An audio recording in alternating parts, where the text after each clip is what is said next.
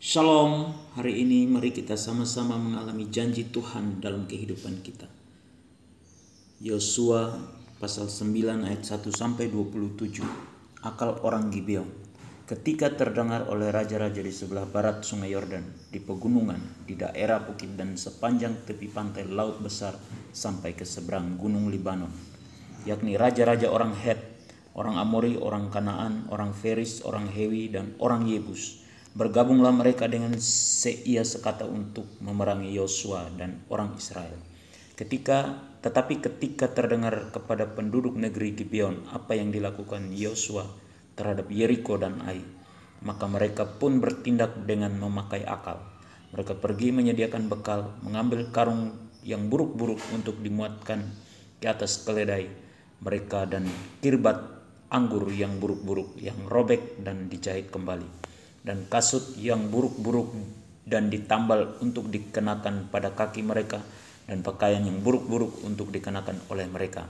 Sedang segala roti bekal mereka telah kering, tinggal remah-remah belaka. Demikianlah mereka pergi kepada Yosua di tempat perkemahan di Gilgal. Berkatalah mereka kepadanya dan kepada orang-orang Israel itu, "Kami ini datang dari negeri jauh, maka sekarang ikatlah perjanjian dengan kami." Tetapi berkatalah orang-orang Israel kepada orang-orang Hewi itu, "Barangkali kamu ini diam di tengah-tengah kami, bagaimana mungkin kami mengikat perjanjian dengan kamu?" Lalu kata mereka kepada Yosua, "Kami ini hamba-hambamu." Tanya Yosua, "Siapakah kamu ini dan dari manakah kamu datang?"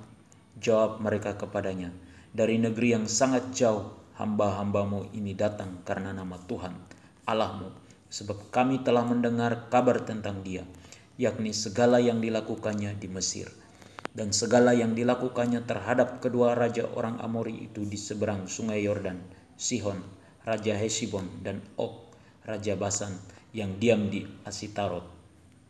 Sebab itu para tua-tua kami dan seluruh penduduk negeri kami berkata kepada kami demikian, bawalah bekal untuk di jalan dan pergilah menemui mereka dan berkatalah kepada mereka, kami ini hamba-hambamu, maka sekarang ikatlah perjanjian dengan kami.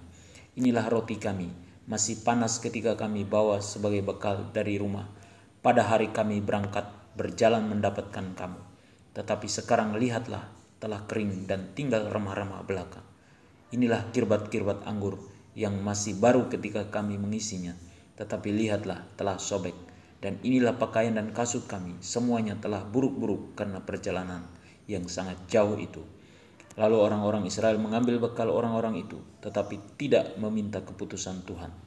Maka Yosua mengadakan persahabatan dengan mereka dan mengikat perjanjian dengan mereka, bahwa ia akan membiarkan mereka hidup, dan para pemimpin umat itu bersumpah kepada mereka.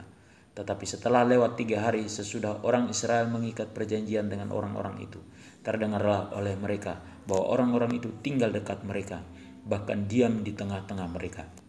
Sebab orang Israel berangkat pergi, dan pada hari ketiga sampai ke kota-kota orang-orang itu. Adapun kota-kota itu ialah Gibeon, Kefira, Beerot, dan Kiryat Yarim. Orang Israel tidak menewaskan, sebab para pemimpin umat telah bersumpah kepada mereka demi Tuhan Allah Israel. Lalu bersungut-sungutlah segenap umat kepada para pemimpin.